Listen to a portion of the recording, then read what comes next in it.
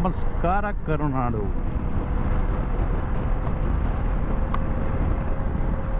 ಈ ದಿನ ಏನು ಹೇಳೋದಪ್ಪ,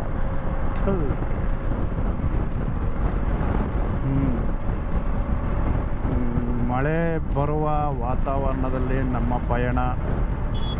ನಾವು ಆಲ್ರೆಡಿ ನಮ್ಮ ವಾತಾವರಣದಲ್ಲಿ ನಾವು ಹೋಗ್ತಾ ಇದ್ವಿ. ಮುಂದಿನ ಮೋಡಗಳು ನೋಡ್ತಾ ಇದ್ರೆ ಮಳೆ ಬರುವ ಸಾಧ್ಯತೆಗಳು ಹೆಚ್ಚಾಗಿ ಕಂಡು ಬರ್ತಾ ಇದ್ದಾವೆ. ಮೇ ಬಿ ಕೆಲವು ಕಡೆ ಬೀಳ್ತಾ ಇರ್ಬೋದು, ಮಳೆ ಬರ್ತಿರ್ಬೋದು, ಕೆಲವು ಕಡೆ ಗೊತ್ತಿಲ್ಲ. ಆದ್ರೂ ನಡೀತದೆ. ಹಂಸ ಬಗ್ಗೆ ಮರ್ಯಾದೆ ಇಲ್ಲ, ರಸ್ತೆ ಬಗ್ಗೆ ಕಾಳಜಿ ಇಲ್ಲ ಅನ್ನೋ ಥರ. ವಾವ್, ಪ್ರಕೃತಿಯ ವಿಹಂಗಮ ನೋಟ ಅಂತ ಕರೀತಾರೆ. ನನ್ನ ಮಕ್ಕಳು ಮತ್ತೆ ಶುರು ಮಾಡಿದ್ರಯ್ಯ. ಕಡು ಕಪ್ಪಿನ ಮೋಡಗಳ ಮಧ್ಯೆಯಲ್ಲಿ ನಮ್ಮ ಪಯಣ. ನಾವು ಸದ್ಯಕ್ಕೆ ನಮ್ಮ ಪಯಣ ಮಾಲೂರು ಟು ಹೊಸಕೋಟೆ ರಸ್ತೆಯಲ್ಲಿ ಹೋಗ್ತಾ ಇದ್ದೀವಿ.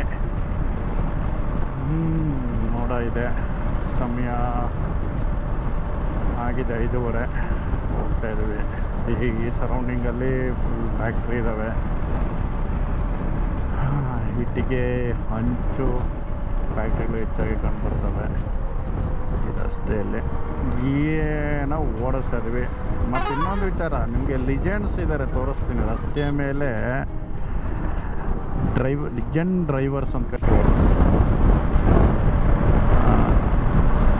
ಮೇನ್ ಒಂದು ವಿಚಾರ ಹೇಳೋಕ್ಕೆ ಇಷ್ಟಪಡ್ತೀನಿ ಈ ಸಂದರ್ಭದಲ್ಲಿ. ಈಗ ಎಲ್ಲ ಕಡೆನೂ ರಸ್ತೆ ಅಗಲೀಕರಣ ಅವೆಲ್ಲ ಮಾಡ್ತಾಯಿದ್ದಾರೆ. ಮಾಡ್ತಾಯಿಲ್ಲ ಅಂತೇನೂ ಇಲ್ಲ, ಮಾಡ್ತಾಯಿದ್ದಾರೆ. ನಾವು ಸಣ್ಣವರು ಅಂದರೆ ಸಣ್ಣವ್ರು ಅಂದ್ಕೊಳ್ಳಿ, ಗೊತ್ತಿರೋಂಗೆ ರಸ್ತೆ ಪಕ್ಕದಲ್ಲೇ ದೊಡ್ಡ ದೊಡ್ಡ ಹುಣಸೆ ಮರ, ಅರಳಿ ಮರ, ಆಲದ ಮರ, ತುಂಬ ಗಿಡಗಳನ್ನ ಆ ಕಡೆ ಈ ಕಡೆ ನೋಡ್ತಾಯಿದ್ವಿ. ಎರಡೂ ಬದಿಯಲ್ಲಿ ಇರ್ತಾಯಿತ್ತು. ರಸ್ತೆ ಅಷ್ಟೇ ವಿರಳವಾಗಿದ್ವು, ಕಡಿಮೆ ಚಿಕ್ಕದಾಗಿದ್ವು ರಸ್ತೆ. ಅದೇ ರೀತಿಯಲ್ಲಿ ರಸ್ತೆ ಓಡಾಟನೂ, ರಸ್ತೆ ಮೇಲೆ ಓಡ್ತಾ ಇರುವಂಥ ಗಾಡಿಗಳೂ ಎಲ್ಲ ಕಡಿಮೆ ಇತ್ತು. ಬಟ್ ನಾಗರೀಕರಣ ಹೆಚ್ಚಾದಂತೆ ಮತ್ತು ಜನರು ಹೆಚ್ಚಾದಂತೆ, ತಿಳುವಳಿಕೆ ಹೆಚ್ಚಾದಂತೆ ವಾಹನಗಳು ಹೆಚ್ಚಾಗಿದೆ. ರಸ್ತೆನ ಅಗಲೀಕರಣ ಮಾಡಿದ್ದಾರೆ. ಈ ಒಂದು ಸಂದರ್ಭದಲ್ಲಿ ರಸ್ತೆ ಪಕ್ಕದಲ್ಲಿದ್ದಂತಹ ಮರೆಲ್ಲ ಕಟ್ ಮಾಡಿದ್ದಾರೆ, ಇಲ್ಲ ಅಂತಿಲ್ಲ. ಏನೇ ಕಟ್ ಮಾಡಿದ್ದಾರೆ, ನಮಗೆ ಓಡಾಡೋಕ್ಕೆ ರಸ್ತೆ ಮಾಡೋದನ್ನು ಕಟ್ ಮಾಡಿದ್ದಾರೆ. ಬಟ್ ನಮ್ಮದು ಒಂದು ಮನವಿ ಅಂದ್ಕೊಂಡು ತೊಂದರೆ ಇಲ್ಲ. ಕಾರಣ, ದಯವಿಟ್ಟು ನಿಮ್ಗೆ ಎಲ್ಲಾದರೂ ಮರ ಸಿಕ್ಕಿದ್ರೆ ದಯವಿಟ್ಟು ನಿಮ್ಮ ಮನೆಗೆ ಹತ್ರ ನೀಡ್ರಿ. ಹಾಗೂ ರಸ್ತೆ ಅಗಲೀಕರಣ ಮಾಡೋಂಥ ಸಂದರ್ಭದಲ್ಲಿ ಯಾರೇ ಅದನ್ನು ಗುತ್ತಿಗೆ ತಗೊಂಡಿದ್ರು, ಇಲ್ಲೊಬ್ಬ ಲಿಜೆಂಡ್ ಸಿಗಾಕೊಂಡ್ರು. K53F23035 legends. ಇಲ್ಲಿ 2ನೇ ಲಿಜೆಂಡ್ಸು. ಸೂಪರ್ ಇವರು. ಇರೋಂಥ ಸಂದರ್ಭದಲ್ಲಿ ಗಿಡ ಕಟ್ ಮಾಡಿ ಅದೇ ರೀತಿ ಒಂದು ಗಿಡನ ಬೆಳೆಸಿ. ರಸ್ತೆ ಬದಿ ಅಗಲೀಕರಣ ಆದಮೇಲೆ ನಿಮಗೆ ಜಾಗ ಇರ್ತದೆ, ದಯವಿಟ್ಟು ಗಿಡ ಬೆಳೆಸಿ. ಮುಂದೆ ಬರೋರು ಏನು ಮಾಡ್ತಾರೆ ಅದು ಬೇಡ, ನಮಗೆ ನಾವು ಮಾಡಿದಾಗ ಅದನ್ನು ಮಾಡೋಣ. ಅದು ಗಿಡ ನೀರು ಹಾಕೋಣ. ನೀವು ರಸ್ತೆ ಮಾಡೋಕ್ಕೆ ಏನಿಲ್ಲ ಅಂದ್ರೂ ಅದನ್ನು ತೋಡಿ ಕಟ್ ಮಾಡಿ ಮಾಡೋದಕ್ಕೆ ಟೈಮ್ ತೊಗೊಂಡಿರ್ತೀರ ಒಂದಷ್ಟು ವರ್ಷ. ಮತ್ತು ಇಷ್ಟೇ ಜಮೀನು ಹೋಗುತ್ತೆ, ಇಷ್ಟೇ ಜಾಗ ಬೇಕಾಗೋದು ರಸ್ತೆ ಅಗಲೀಕರಣಕ್ಕೆ ಅಂತ ನೀವು ಸ್ಕೆಚ್ ಮಾಡ್ತೀರ. ಆ ಪ್ಲ್ಯಾನಲ್ಲೇ ಗಿಡ ಇಲ್ಲಿ ಬೆಳೆಸ್ಬೇಕು ಅನ್ನೋದು ಒಂದು ಪ್ಲ್ಯಾನ್ ಮಾಡಿ, ತುಂಬ ಚೆನ್ನಾಗಿರುತ್ತೆ.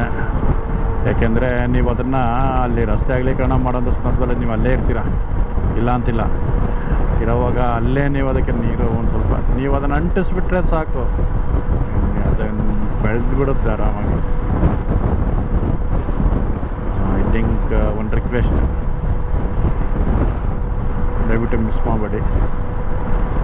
ಈಗ ನಾವು ಅಲ್ಲಿ ಒಂದು ಹೋಯಿತು ಬಾರ್ಡ್ರು, ಹೊಸಕೋಟೆ ಮತ್ತು ಮಾಲೂರು ಬಾರ್ಡ್ರು ಅಂತೀವಿ. ಕೋಲಾರ ಜಿಲ್ಲೆ ಮತ್ತು ಬೆಳಗಾವಿ ಗ್ರಾಮಾಂತರ ಜಿಲ್ಲೆ ಬಾರ್ಡ್ರದ್ದು. ಅದು ಬಿಟ್ಟ ತಕ್ಷಣ ತಗಲಿ ಹೊಸಳ್ಳಿ ಕ್ರಾಸ್ ಒಂದು ಬರ್ತದೆ, ಸ್ಟಾಪ್ ಬಸ್ ನಿಲ್ದಾಣ. ಇಲ್ಲಿ ಮಾಡ್ತಾ ಇರ್ತಾರೆ. ಇಲ್ಲಿ ಹಣ್ಣುಗಳು ನೋಡ್ತಾ ಇದ್ದೀರಲ್ಲ, ಈ ಹಣ್ಣು ಇದೇ ತೋಟದಲ್ಲಿ ಬೆಳೆದಿರ್ತಾರೆ, ಹೊರಗಡೆ ಇಲ್ಲ, ಬೆಳೆದು ರೋಡ್ ಸೈಡಲ್ಲಿ ವ್ಯಾಪಾರ ಮಾಡ್ತಾರೆ. ಈ ರೀತಿ ನೀವೆಲ್ಲೇ ಹೊರಗಡೆ ಹೋಗಿ ಎಲ್ಲೇ ಟ್ರಾವೆಲ್ ಮಾಡ್ತಾರೆ, ನಿಮಗೆ ರೋಡ್ ಪಕ್ಕದಲ್ಲಿ ಖಂಡಿತವಾಗ್ಲೂ ನಿಮಗೆ ಹಣ್ಣಿನ ಅಂಗಡಿ, ತರಕಾರಿ ಅಂಗಡಿ ತುಂಬ ಅಂದರೆ ತುಂಬ ಸಿಗ್ತವೆ. ಬಟ್ ಹಂಗಂತೇಳ್ಬಿಟ್ಟು ಅಲ್ಲೇ ಬೆಳೆದಿದ್ದಾರೆ ಅನ್ನೋದನ್ನು ಇದು ಮಾಡೋಕ್ಕಾಗಲ್ಲ. 90% ಅಲ್ಲಿ ಲೋಕಲ್ ಐಟಲ್ಲಿ ಯಾರಾದರೂ ಇದ್ದರೆ ಅವರು ಬೆಳೆದಂಥ ಜಮೀನಲ್ಲಿ ಅವರ ಜಮೀನಿನಲ್ಲಿ ಬೆಳೆದಂಥ ವಸ್ತು ಇದು ತರಕಾರಿಗಳನ್ನ ಮಾರ್ತಾಯಿರ್ತಾರೆ, ಹಣ್ಣುಗಳು ಮಾರ್ತಾಯಿರ್ತಾರೆ. ನಾವು ಸಪೋರ್ಟ್ ಮಾಡಿ ಅವರಿಗೆ. ಎರಡನೇದು ಚೆನ್ನೈ ಎಕ್ಸ್ಪ್ರೆಸ್ ಹೈವೇ ನೋಡಿ, ಇದು ಫ್ಲೈಓವರ್ ಆಗ್ತಾಯಿದೆ. ರಸ್ತೆ ಅಂತ ಇಲ್ಲಿಂದಲೇ ನೋಡ್ಕೊಂಬಿಡಿ, ಕಾಣಿಸ್ತಿದೆಯಲ್ಲ ಗೊತ್ತಿಲ್ಲ. ಸಾಧ್ಯವಾದಷ್ಟು ನಿಂತ್ಕೊಂಡಿದ್ದೀನಿ, ನಾನು ನಿಂತ್ಕೊಂಡು ಗಾಡಿ ಓಡಿಸ್ತಾ ಇದ್ದೀನಿ. ಇದೇ ನಮ್ಮ ರಸ್ತೆ ಅಗಲೀಕರಣ ರಸ್ತೆ, ನೋಡ್ಕೊಳ್ಳಿ. ಇದು ಆಗಿದೆ, ನೋಡೋಣ ಮುಂದಕ್ಕೆ ಏನಾಗುತ್ತೆ ಅಂತ. ಈ ಏನು 2 4 ಲೈನ್ ಏನೋ ಇದೆಯೋ ಅದು ಒಂದೇ ರೋಡಲ್ಲಿ ಸೈಡಲ್ಲಿ ಹೋಗ್ತಾ ಇರ್ತದೆ, ಯಾವುದಕ್ಕೂ ತೊಂದರೆ ಇಲ್ಲ. ಮಾಡಿದರೆ ರಸ್ತೆ ಮಾಡಿದ್ದಾರೆ, ಅವ್ರಿಗೆ ಎಷ್ಟು ಲಿಮಿಟ್ ಇದೆ ಎಷ್ಟಿದೆ ಅಷ್ಟು ಮಾಡ್ತಾರೆ. ಇನ್ನು ಆಮೇಲೆ ಅದಾದಮೇಲೆ ಅದೇ ರಾಗ ಅದೇ ಕತೆ, ಕಿತ್ತೋಗಿರೋ ರಸ್ತೆ ಥರ ಹೋಗಬೇಕು. ಸೂರ್ಯ ಮಾತ್ರ ಸಾಕಾದಾಗ ಕಾಣಿಸ್ತಾನೆ, ಅವ್ನ ಕಿರಣಗಳು ಮೋಡದಿಂದ ಬಾಣ ಬಿಟ್ಟಂಗೆ ಹೊರಗಡೆ ಸಾಕಾದಾಗ ಬರ್ತೈತೆ. ಅದನ್ನೇ ಆಗಲೇ ನೋಡಿ ಮಳೆ ಬರ್ತೈತೆ ಅಂದ್ಕೊಂಡು ಇದು ಮಾಡಿದ್ವಿ. But super view. ಪ್ರಕೃತಿ ನೀವು ಎಷ್ಟೇ ಬೈಕಲ್ಲಿ ಎಷ್ಟೇ ಒಳ್ಳೆಯವರಾಗಿರಿ, ಎಷ್ಟೇ ಕೆಟ್ಟವರಾಗಿರಿ, ಪ್ರಕೃತಿ ನಿಮ್ಗೆ ಏನು ಕೊಡಬೇಕೋ ಕೊಟ್ಟೇ ಕೊಡುತ್ತೆ. ಒಳ್ಳೆಯದಾರು ಕೊಡುತ್ತೆ, ಕೆಲವರು 99% ಪ್ರಕೃತಿ ಯಾವತ್ತೂ ಕೆಟ್ಟದ್ದು ಕೊಟ್ಟಿಲ್ಲ, ಒಳ್ಳೆಯದೇ ಕೊಡೋದು. ಅದಕ್ಕೇ ನಾವು ಪ್ರಕೃತಿನ ತಾಯಿಗೆ ಹೋಲಿಸ್ತೀವಿ.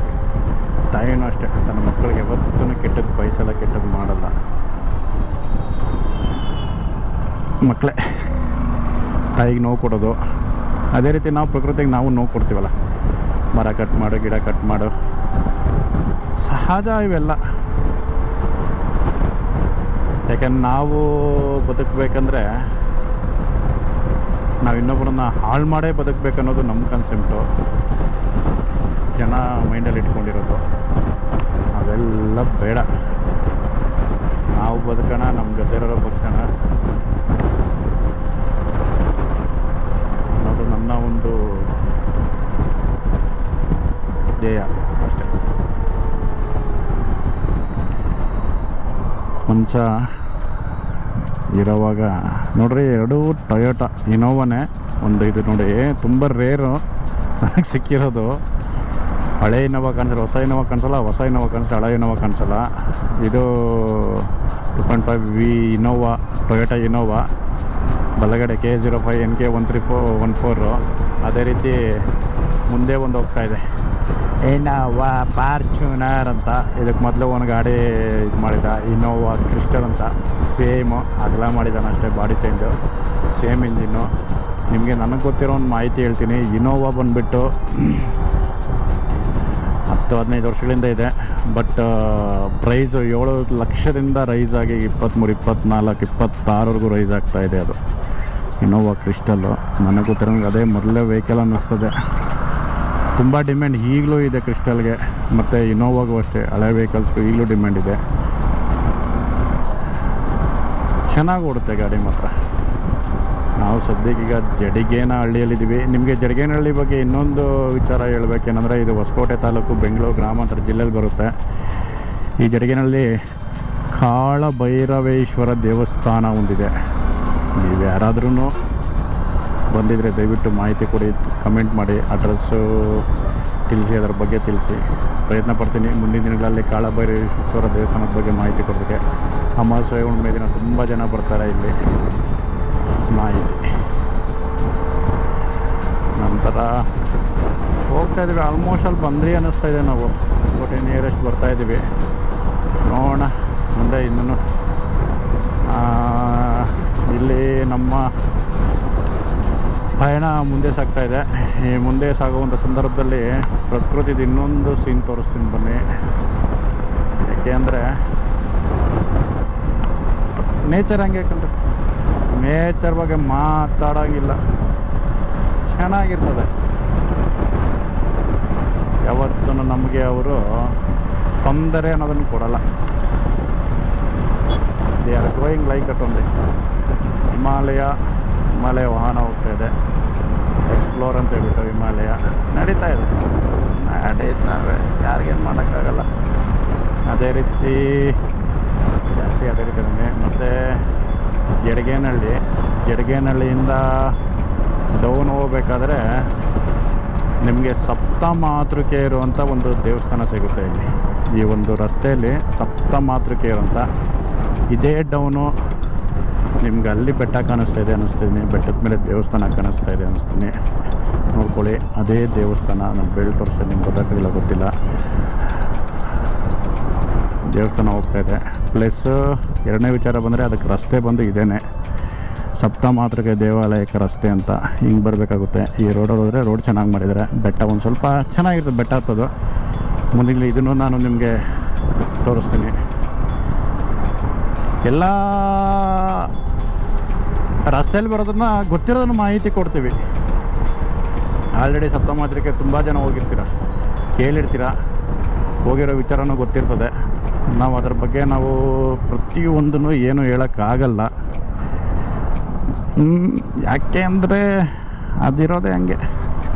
ನೈಸ್ ವೆಹಿಕಲ್ ರಾಯಲ್ ಎನ್ಫೀಲ್ಡು, ನಮ್ಮದೇನು ಕಡಿಮೆ ಅಲ್ಲ. ನಮ್ಮ ಭೀಷ್ಮನು ಸಾಕಾಗಿ ಓಡ್ತಾನೆ. ಭೀಷ್ಮಾಚಾರ್ಯ ನಮ್ಮ ಗಾಡಿಗೆ ನಾವು ಇಟ್ಟಿರೋದು. ನಮ್ಮ ಭೀಷ್ಮನೇ. ಭೀಷ್ಮದೇನೆಂದರೆ ಕಟ್ಟುಪಾಡಕ್ಕೆ ಬದ್ಧ ಆಗಿರ್ತಾನೆ. ಮಹಾಭಾರತದಲ್ಲಿ ಭೀಷ್ಮಾಚಾರ್ಯರು ಅಂತ. ತಾನು ಇಷ್ಟ ಬಂದಾಗ ತನ್ನ ಅನಿಸಿಕೆ, ತನ್ನ ಸಾವು ಹಿಂಗೆ ಆಗಬೇಕಂತ ಹೇಳ್ಬಿಟ್ಟು ಅವರು ಪ್ರಚುರಪಡಿಸುತ್ತಾರೆ. ನೋಡ್ರಿ, ಸೂರ್ಯ ಮುಳುಗ್ತಾ ಇದ್ದಾನೆ, ಸಾಕಾದಾಗ ವಿವಾಹ ಏನೋ ಕಾಣಿಸ್ತಾ ಇದೆ. ಎಲ್ಲ ಒಂಥರ ನೋಡಿ, ಇಷ್ಟೊತ್ತವರೆಗೂ ಮೋಡ ಕವಿದ ವಾತಾವರಣದಲ್ಲಿ ನಾವು ಈಗ ಯಾವುದೋ ಒಂದು ಲೈಟ್ ಹಾಕೊಂಡು ಹೋಗ್ತಾ ಇದ್ದೀವಿ ಅನ್ನೋ ಥರ ಇದೆ. ಈ ಲೈಟ್ ಮುಂದೆ ನೀವು ಎಷ್ಟೋ ಟಾರ್ಚ್ ಹಾಕಿದ್ರೂ ಯೂಸ್ಲೆಸ್ಸು.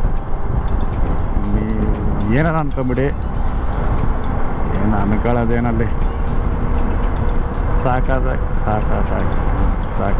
ಬೇಜಾರ ಸರಿ ಪ್ರಥಮ ವಿಡಿಯೋವಲ್ಲವೇ ಸ್ವಲ್ಪ ತೊಂದರೆ ಕಂಡು ಬರ್ತವೆ, ಇಲ್ಲ ಅಂತಲ್ಲ, ಆದರೂ ನಡೀತಾ ಇದೆ.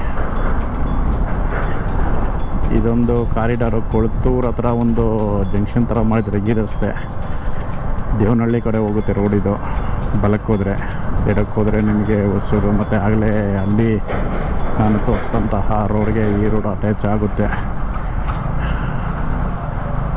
ಆದರೆ ಇಲ್ಲಿ ಇನ್ನೊಂದು ವಿಚಾರ ಏನಂತಂದರೆ, ಲೈಟ್ ಕಂಬ ಇಲ್ಲಿ ಅಡಿಷ್ನಲ್ ಆಗಿ ಒಂದು ಎಕ್ಸ್ಟ್ರಾ ಹಾಕ್ತಾಯಿದ್ದಾರೆ ಎಲ್ಲ ಮಾಡಿ. ಯಾಕಂದರೆ ಇಲ್ಲಿ ತುಂಬ ಹೈ ವೋಲ್ಟೇಜ್ ಲೈನ್ಗಳೆಲ್ಲ ಓಡ್ತಾಯಿದ್ವು, ತುಂಬ KV ಲೈನ್ಗಳು ಮಾಡ್ತಾಯಿದ್ದಾರೆ. ಬೆಳಗ್ಗೆ ನೋಡಿದ್ರೆ ಟ್ಯಾಕ್ಟ್ರ್ ಇನ್ನೂ ಹಂಗೆ ಇದ್ದಾವೆ, ಟ್ಯಾಕ್ಟ್ರ್ ಇಟ್ಕೊಂಡಿದ್ರು. ಹೈ ವೋಲ್ಟೇಜ್ ಲೈನ್ಸು ಕಾಣ್ತಾ ಇರಬೇಕು, ನಡೀತಾ ಇದೆ. ಇಲ್ಲಿ ಎಳ್ಕೊಂಡು ಕುಂತವ್ರೆ ಟ್ಯಾಕ್ಟ್ರು, ಬೇಕಲ್ವೇ. ಬಟ್ ಇದ್ರಿಗೆ ಹೈಟ್ ಕೆಲಸ ಮಾಡ್ತಾರಲ್ಲ ಅವರು ಸೂಪರ್.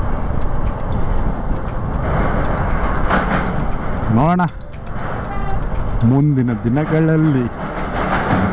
ಆ್ಯಂಡ್ ಇನ್ನೊಂದು ಮೇನ್ ಹೇಳಬೇಕು, ವಿಡಿಯೋದಲ್ಲಿ ಏನೇ ರಾಂಗ್ಸ್ ಇದ್ರೂ ದಯವಿಟ್ಟು ಕಮೆಂಟ್ ಮಾಡಿ ತಿಳಿಸಿ, ತಿದ್ದುಪಡಿ ಮಾಡ್ಕೋಣ.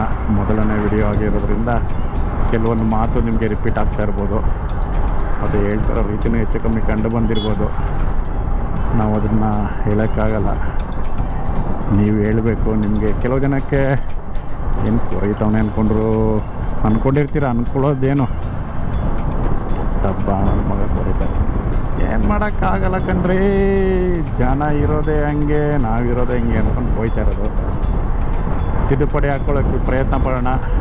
ಏನೇ ಒಂದು ತಪ್ಪುಗಳಿದ್ರೂ ಮಾಹಿತಿ ದಯವಿಟ್ಟು ಕೊಡಿ, ಕಮೆಂಟ್ ಮಾಡಿ, ಮತ್ತು ನಮ್ಮ ಚಾನಲ್ಗೆ ದಯವಿಟ್ಟು ಸಬ್ಸ್ಕ್ರೈಬ್ ಮಾಡ್ಕೊಳ್ಳಿ.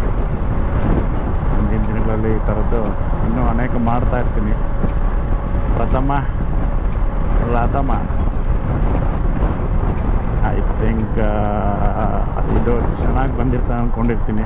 ಕಾರಣ ನಾನು ಲಾಸ್ಟ್ ವಿಡಿಯೋ ಮಾಡಿದಾಗ ವಾಯ್ಸ್ ಇರಲಿಲ್ಲ. ವಿಡಿಯೋ ಮಾಡಿದ್ದೆ, ಒಂದು ವಾಯ್ಸ್ ಇರಲಿಲ್ಲ, ತುಂಬ ಬೇಜಾರಾಯಿತು. ಲೇಟಾಗಿ ಅದನ್ನು ಹಾಕ್ತೀನಿ. ಈವ್ನಿಂಗ್ ನೈಟ್ ಮಾಡಿದ್ದಿತ್ತು, ಒಂದು ಸ್ವಲ್ಪ ಸೆಂಟ್ರಲ್ಲಾದ್ರೂ ಬಿಟ್ಟು ಹಾಕ್ತೀನಿ, ನೋಡೋಣ.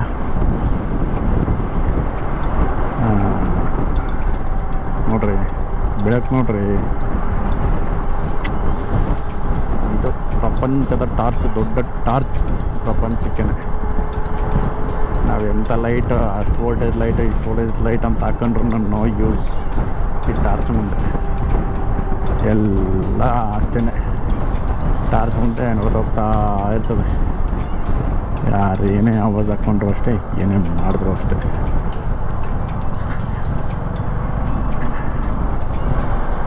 ಸುತ್ತಮುತ್ತ ಮೋಡ ಇಲ್ಲ. ನಾನು ಬರೀ ಕಣ್ಣಲ್ಲಂತೂ ಗಾಡಿ ಓಡಿಸ್ತಾನೆ ನೋಡೋಕ್ಕೆ ಆಗ್ತಾಯಿಲ್ಲ. ಅದು ಯಾವ ಥರ ನಿಮಗೆ ಆಪೋಸಿಟ್ಟು ಸೂರ್ಯನ ಬೆಳಕಿಗೆ ಬರ್ತಾ ಇರೋದ್ರಿಂದ ಆ ವಿಡಿಯೋ ಯಾವ ಲೆವೆಲಿಗೆ ಇದೆ ಅನ್ನೋದು ನನಗೆ ಗೊತ್ತಾಗಲ್ಲ. ಇದನ್ನು ತೆಗೆದು ನೋಡಿ ಚೆಕ್ ಮಾಡಿ, ಓ ಹಿಂಗೆ ಬಂದಿದೆ ವಿಡಿಯೋ ಅಂತ ತಿಳ್ಕೊಳ್ಳೋಕೆ ಸಾಧ್ಯ. ಹೋಗ್ತಾ ಇದ್ದೀವಿ ನಾವು.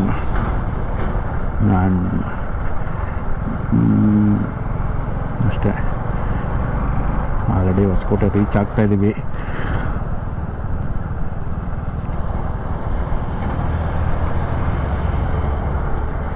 ಮತ್ತು ಮುಂದಕ್ಕೆ ಸಿಗೋಣ ಅನ್ನೋದಕ್ಕಿಂತ ಮೊದಲು ಇನ್ನೊಂದು ವಿಚಾರ ಹೇಳ್ಬಿಡ್ತೀನಿ.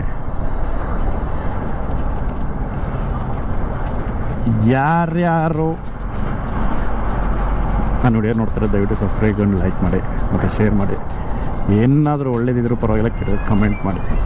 ಕಾರಣ ಏನಂದರೆ ತಪ್ಪು ಮಾಡಿರೋದು ಗೊತ್ತಾಗಬೇಕು, ಅದಕ್ಕೋಸ್ಕರ. Thank you. ಸಿಗೋಣ ಮತ್ತೆ ಮುಂದಿನ ವಿಡಿಯೋದಲ್ಲಿ. ಧನ್ಯವಾದಗಳು. ಕರ್ನಾಟಕ ಸೂರ್ಯ ಮುಳುಗ್ತಾ ಇದ್ದಾನೆ, ಮುಳುಗ್ತಾ ಇದ್ದಾನೆ. ತಪ್ಪ ಮೋಡ ಅಡ್ಡ ಬಂದಿದೆ, ಮುಳುಗಿಲ್ಲ. ಸ್ವಲ್ಪ ನೋಡ್ಕೊಳ್ತೀನಿ, ನೋಡ್ಕೊಂಡು ಮುಂದಕ್ಕೆ ಏನು ಮಾಡಬೇಕಂತ ಹೋಗ್ತೀನಿ, ತೊಂದರೆ ಇಲ್ಲ.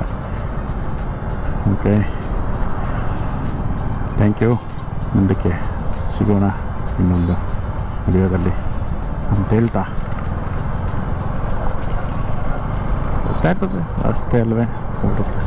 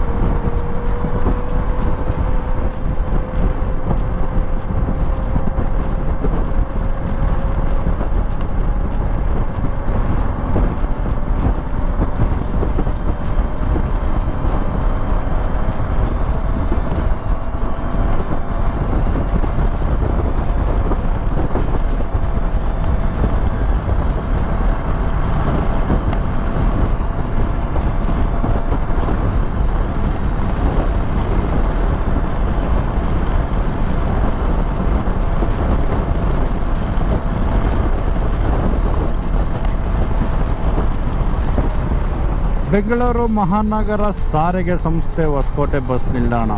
ಇನ್ನೊಂದು ಹೆಸರಿದೆ ಕೋರ್ಟ್ ಸರ್ಕಲ್. ಫಸ್ಟ್ ಇಲ್ಲಿ ಹೊಡೆದಾಕಿದ್ರಲ್ಲ, ಇಲ್ಲೇ ಇದ್ದಿದ್ದು ಕೋರ್ಟು. ಈಗ ಅದನ್ನು ಆ ಬಿಲ್ಡಿಂಗಲ್ಲಿ ಶಿಫ್ಟ್ ಮಾಡಿದ್ದಾರೆ. ಮತ್ತೆ ಭೇಟಿಯಾಗೋಣ. ನಮಸ್ಕಾರ.